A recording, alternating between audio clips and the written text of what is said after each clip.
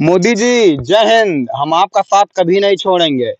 मुख्यमंत्री योगी आदित्यनाथ महाराज जी, हम आपकी आंखों में आंसू नहीं देख सकते, आपका भी साथ नहीं छोड़ेंगे। आपके द्वारा चलाई गई योजनाओं में अगर सिस्टम पे बैठे हुए लोग पलीता लगाते हुए दिखेंगे ना, तो उनके ऊपर हम पलीता तो नहीं लगा सकते हैं, लेकिन सवाल बेहतरीन तरीके से खड़े करेंगे और पूछेंगे आंखों में आंखें डाल के, और कोशिश करेंगे, प्रयास करेंगे कि आपकी योजना ग्राउंड तक पहुंचे, जनता को पता चले कि हमारी केंद्र सरकार या प्रदेश सरकार जो हमें योजना दे रही है वो हम तक पहुंचे। अगर नहीं पहुंचेंगी, बिचौलिया इसमें बंदर बांट करेंगे, तो हम जरूर प्रयास करेंगे। तो आज हरिवंश राय बच्चन जी की 2 लाइन याद आ रही हैं। उन्होंने लिखा था कि लहरों से डर कर नौका पार नहीं होती, लहरों से डर कर नौका पार नहीं होती, कि कोशिश करने वालों की कभी हार नहीं होती, कि कोशिश करने वालों की कभी हार नहीं होती। उसमें साफ साफ कविता में लिखा हुआ है, अगर और भी आगे बहुत कविता में पंक्तियां हैं, चींटी जब दाना लेकर चढ़ती है कितने बार फिसलती है, लेकिन उसका साहस बेकान, जो भी है। तो ये कविता हम लोगों को सिखाती है। हमें भी बहुत सारे लोग हमारे ही जाति बिरादरी में बोले तो इसी क्षेत्र के लोग बहुत सारे कहते हैं अभी आए हैं, नए नए हैं, अभी जोश ठंडा हो जाएगा, ये हो जाएगा, फलाना हो जाएगा, ढमका हो जाएगा।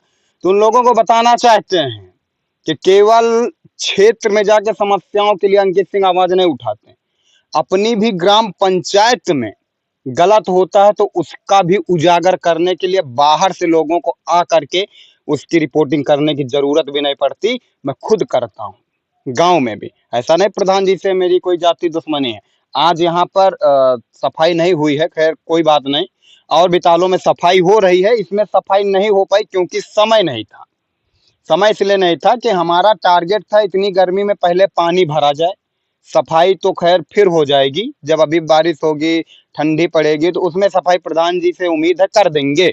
तो और कई सारे तालाबों में सफाई हो भी रही है, और वहां पर भी पानी बहुत जल्द भर दिया जाएगा। यहाँ पर पानी भर दिया गया है, रावतपुर में सिंगी जी के तालाब में भी पानी भर दिया गया है।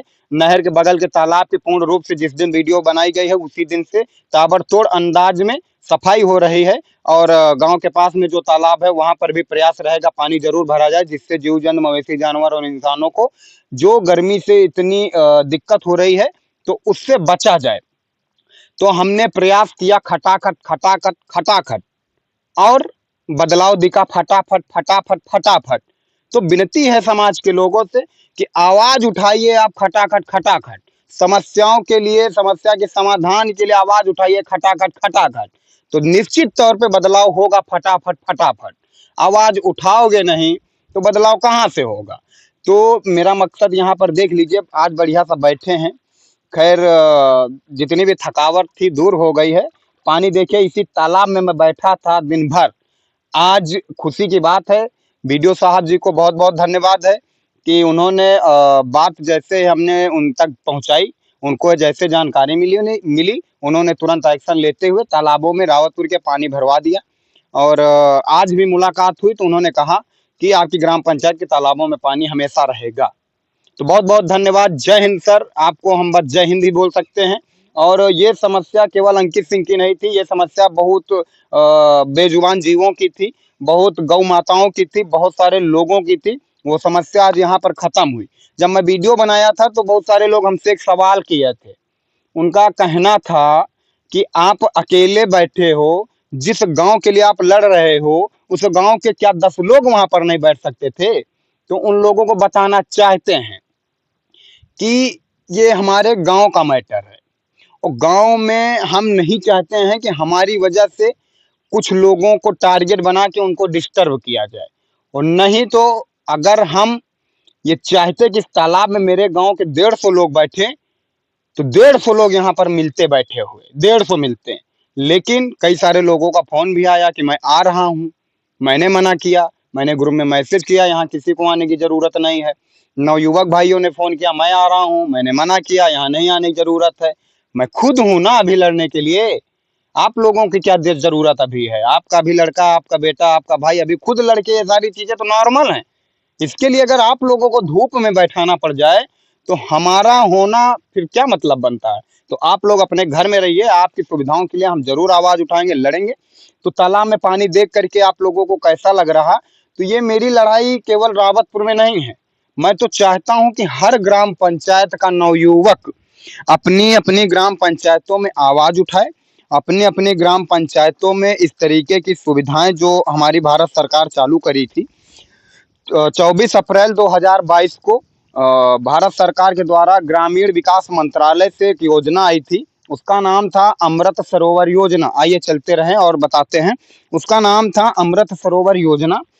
अमृत सरोवर योजना बनाने का केवल एक ही मकसद था भारत सरकार का कि जो शहरों के लोगों को फीलिंग आती है ना, शहरों के लोगों को जो सुविधा मिलती है ना, तो उसकी पहल किया जाए, उसकी शुरुआत किया जाए कि ग्राम पंचायतों में कम से कम उतना आनंद लोगों को ना मिले तो 10 से 20% उनको सुविधाएं मिले। अमृत सरोवर बनाने के लिए लगभग 12 से 13 लाख रुपए की लागत टोटल थी और भारत सरकार का ये प्रयास था कि प्रत्येक जिले में, पूरे देश के प्रत्येक जिले में लगभग लगभग 75 अमृत सरोवर बनाए जाएं, तालाब बनाए जाएं, मॉडल तालाब बनाए जाएं।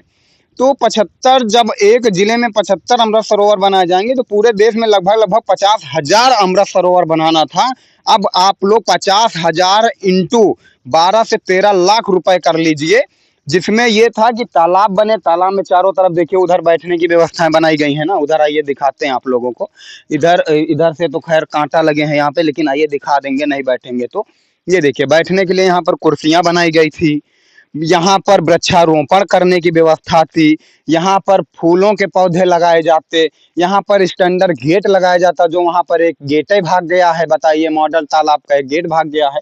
तो ये जो बैठने की देखिए यहाँ पर, अब शाम को कोई अगर हमारे गांव की महिला, बहन, भाई, नवयुवक टहलने के लिए, गर्मी इतनी पड़ रही, सोचते हैं ना लोग चलिए थोड़ा सा टहल के आते हैं, अगर यहाँ पूरी सफाई होती, बैठने के लिए बढ़िया स्टैंडर्ड कुर्सियां ये जो बनी हैं ये सुरक्षित होती, ये चारों तरफ से इंटरलॉकिंग लगा दिया जाता, बॉर्डर, इधर आ जाइए भैया, ये चारों तरफ इंटरलॉकिंग बॉर्डर लगा दिया जाता, पट्टी बना दी जाती, अच्छे से वृक्षारोपण कर दिया जाता, फूल पौधे होते, तालाब बढ़िया साफ सफाई होती। तो ये नॉर्मल बात थी कि भारत सरकार की ये योजना, जनता को पता तो चलता कि हाँ ये योजना थी। अब ये योजना तो आई, मैंने बताया ना, 50,000 इंटू 12 से 13 लाख रुपए लग लीजिए, जबकि एक तालाब की मनरेगा से खुदाई का केवल 2.5 से 3 लाख रुपए था, निकाला भी गया। 2.5 से 3 लाख रुपए एक तालाब अमृत सरोवर के नाम पे निकाला गया। उसके बाद अगर जिले में 75 अमृत सरोवर की जगह 25 अमृत सरोवर ना दिखाई देंगे तो ये कहीं ना कहीं सिस्टम पे बैठे हुए नेता हैं, कहीं ना कहीं उनकी भी लापरवाही है, अधिकारियों की भी लापरवाही है। क्योंकि भारत सरकार की बहुत बड़ी उपलब्धि थी, बहुत बड़ी योजना थी, लेकिन ये योजना केवल भ्रष्टाचार की भेंट चढ़ती हुई नजर आ रही थी। इसलिए हम लोगों ने आवाज उठाई और आवाज, बहुत सारी योजनाएं मोदी जी की चल रही हैं, बहुत सारी योजनाएं।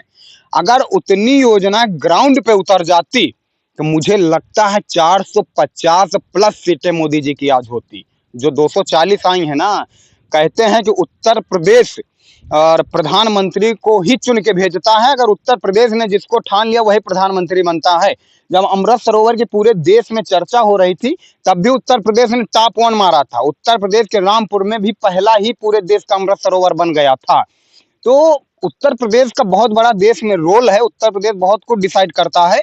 तो आज उत्तर प्रदेश में भारतीय जनता पार्टी की सरकार होते हुए इतनी बड़ी हार होना, कहीं ना कहीं उनकी योजनाएं केवल कागज पे थी, केवल उनकी योजनाएं हवा में रह गई।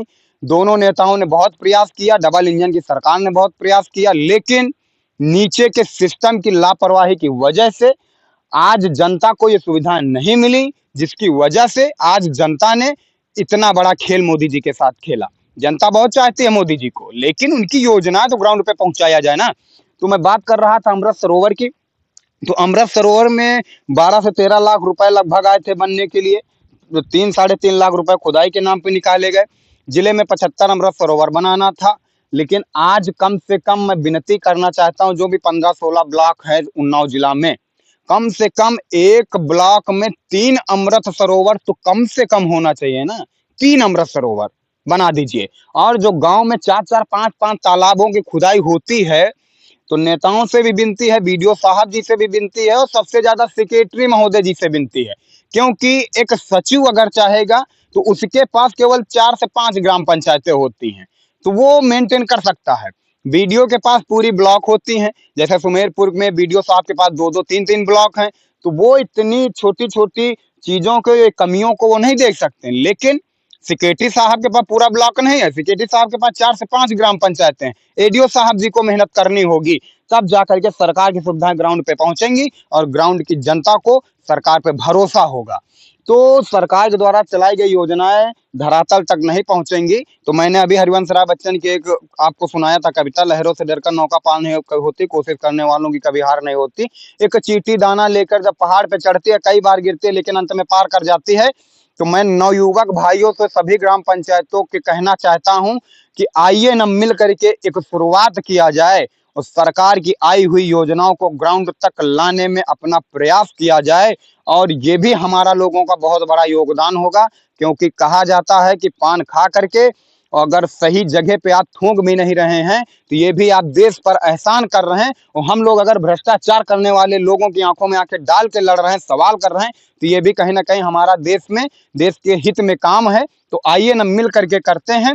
अपनी अपनी ग्राम पंचायतों में आप लोग केवल आवाज उठाना चालू कर दीजिए। मेरा देश एक दिन विकसित भारत जो बनने का सपना है वो निश्चित तौर पे विकसित भारत बन जाएगा। मोटी मोटी रकमों में सिमट जाएगा, सिस्टम पे बैठे हुए लोगों के अकाउंट फुल हो जाएंगे, लेकिन ग्राउंड में तालाब का पानी फुल नहीं होगा।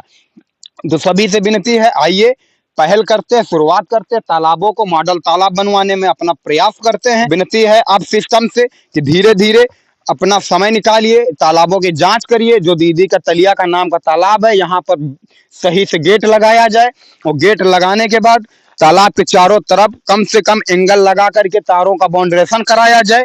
बाउंड्रेशन करवाने के बाद यहाँ पर वृक्षारोपण कराया जाए।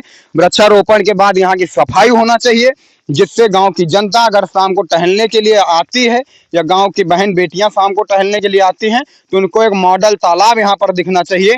ये देखिए, यहाँ पर बैठने के लिए तो व्यवस्था है, ये बैठने के लिए व्यवस्था है। 20-20 लाख रुपए जो लग गए हैं गांव में, तो ये व्यवस्थाएं हैं। लेकिन अब इस पे कोई बैठ जाए तो पहले तो देखिए पाउडर कितना पड़ा है, ठीक है।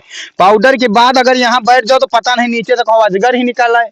अब सोचने का विषय है ना, इधर से भी अजगर आ सकता है, इधर से कोबरा सांप आ सकता है। तुम बैठोगे यहाँ, दोनों तरफ से तुमको डसेगा नीचे से, और तुम चले जाओगे वहां।